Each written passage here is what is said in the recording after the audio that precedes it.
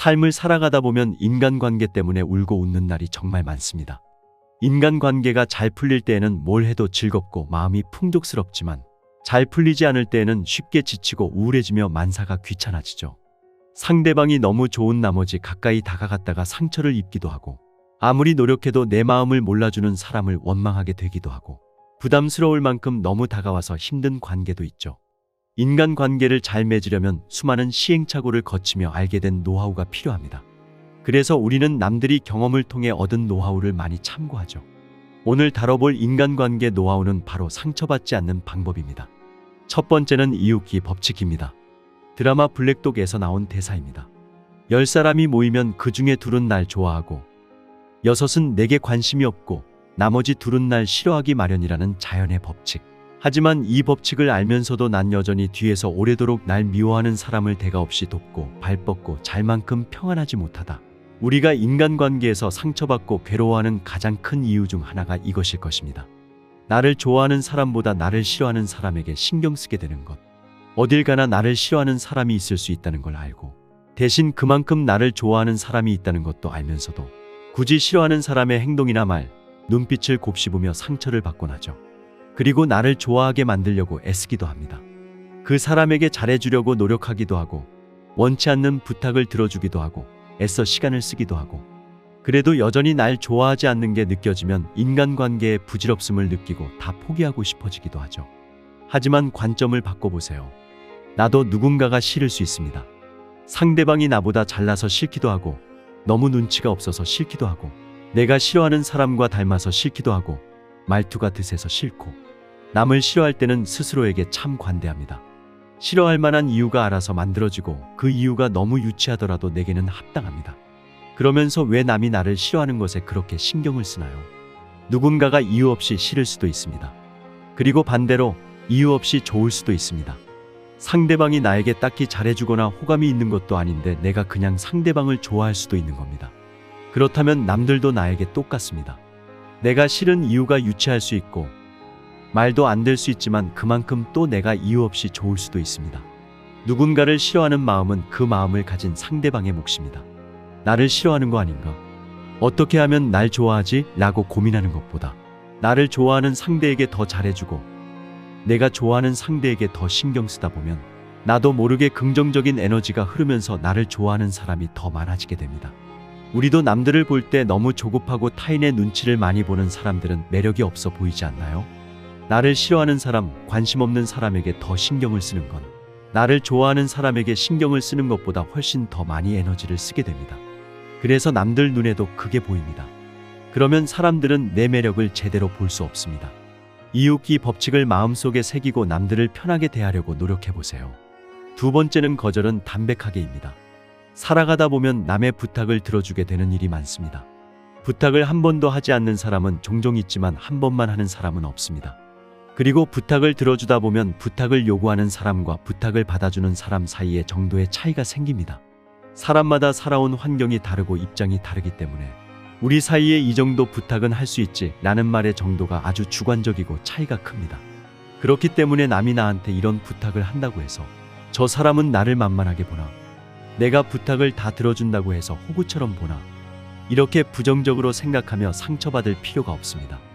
내가 들어주지 못하는 부탁을 하면 그저 거절하면 됩니다. 감정적으로 생각하지 말고 부탁하는 문장 자체만 생각하고 답변해보세요. 내가 할 수 있는지 없는지만 생각하세요. 그러면 거절하는 것이 담백해지고 쉬워집니다. 그리고 부탁을 하는 상대방도 얘는 내 말이면 다 들어줄 거야 라고 생각하고 부탁하는 못된 사람들도 있겠지만 정말 단순히 상대방이 부탁 그 자체만 생각하고 쉽게 말을 꺼내는 경우도 많습니다. 그렇기에 거절을 하더라도 엄청난 실망을 하거나 관계에 부정적인 영향을 끼치는 일은 잘 없습니다. 부탁을 거절한다고 해서 연이 끊어진다면 거기까지 이어질 연이었던 것이죠. 오히려 실은 내색 없이 부탁을 다 들어주다가 갑자기 화를 내버리면 오래갈 인연도 금방 끊어질 수 있습니다. 상대방과 나 사이의 감정적 교류가 제대로 성사되고 있지 않았다는 뜻이기 때문이죠. 나도 누군가에게 부탁을 할 때 상대방이 부담스러운데도 그 부탁을 들어주길 바라시나요? 아닐 것입니다. 상대방도 기꺼이 부탁을 들어줄 수 있고 좋은 마음으로 따라줄 수 있을 때 들어주길 바랄 것입니다. 누구나 마찬가지입니다. 그렇기에 거절을 한다고 해서 이 관계에 대한 인연을 저버리는 행동이 아닙니다. 오히려 담백한 거절은 인간관계를 더욱 건강하게 만드는 것입니다. 세 번째는 곱씹지 않기입니다. 이것은 사회생활 할 때도 꼭 필요한 지혜입니다. 누군가 나한테 한 말을 곱씹는 순간 그 말은 눈덩이 커지듯이 커져서 나를 짓누르곤 합니다. 본래 말의 의도와 달라질 수 있고, 설사 내가 생각한 부정적인 의도가 맞다고 해도 내가 겪는 타격이 훨씬 더 커집니다. 말은 누구나 할 수 있는 것이기에 그만큼 말실수도 누구나 언제 어디서든 하는 것입니다. 상대방이 내게 말실수를 했을 수도 있고 맞는 말을 했을 수도 있습니다. 중요한 건 내가 어떻게 받아들이냐입니다. 들었을 때 기분 나쁜 말일수록 말의 의도를 생각하는 것보다 그 말 문장 자체만 생각하는 것이 좋습니다. 왜 나한테 이런 말을 하는지, 내가 평소에 어떻게 보이는지, 내가 이런 말을 듣고도 기분이 좋을 것이라고 생각했는지 등등 온갖 의문을 갖다 붙이다 보면 해결할 수 없는 답답함만 늘어나게 되고, 그 답답함 때문에 다른 사람과의 관계에 위축되게 됩니다. 나를 싫어하는 사람이 내가 웃는 모습을 보고 팔자 좋나봐 라고 했을 때, 그래 내 팔자가 좋긴 하지 하고 넘길 수 있는 사람과 그게 무슨 뜻이야 하고 파고드는 사람의 심리 상태는 천지 차이입니다. 살면서 좋은 일만 곱씹어도 모자란데 남들이 하는 안 좋은 말까지 곱씹으면서 스트레스를 자처하는 것은 정말 좋지 않습니다. 부정적인 말일수록 곱씹지 않기. 꼭 기억하세요. 네 번째는 모임 내에서 험담하지 않기입니다. 여러 사람들과 어울리다 보면서 친밀도가 쌓이게 되면 필수적으로 하게 되는 이야기가 꼭 있습니다. 바로 남 험담입니다. 특히 직장생활, 취미생활을 할 때는 옛날부터 알고 지내던 사람이 아닌 새롭게 알게 된 사람들과 관계를 형성하는 것이기에 나랑 잘 맞는 사람도 있고 정말 이해되지 않는 사람도 있기 마련입니다. 그렇기에 잘 맞는 사람끼리 있을 때는 공공의 적을 만들어 험담을 하며 친해지기도 하고, 또 다른 사람의 흠을 콕 집어서 따돌리거나 은근히 비웃기도 합니다.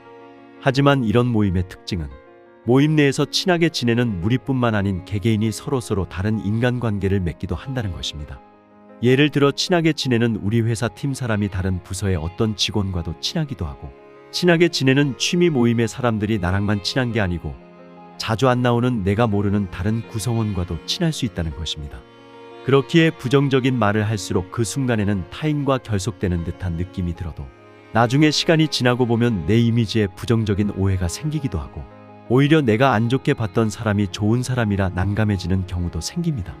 그리고 또 내가 입방아에 오르내리는 순간도 생길 수 있습니다.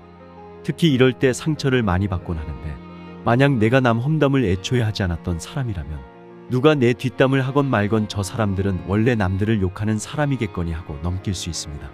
하지만 나도 언젠가 동참을 했던 적이 있다면 내가 한 대로 돌려받는 꼴이 되니 더욱 상처로 남는 것입니다.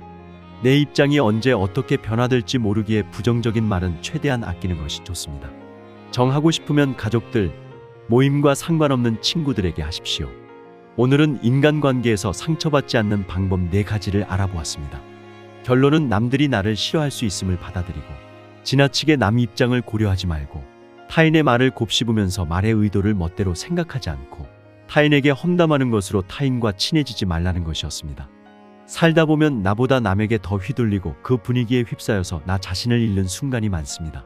그러나 나만의 기준으로 떳떳하게 남들을 대하다 보면 자연스럽게 나의 스타일이 생기고 다른 사람들에게 휘말리지 않고 상처를 덜 받게 될 것입니다. 시니어스는 항상 여러분의 긍정적인 삶을 응원합니다.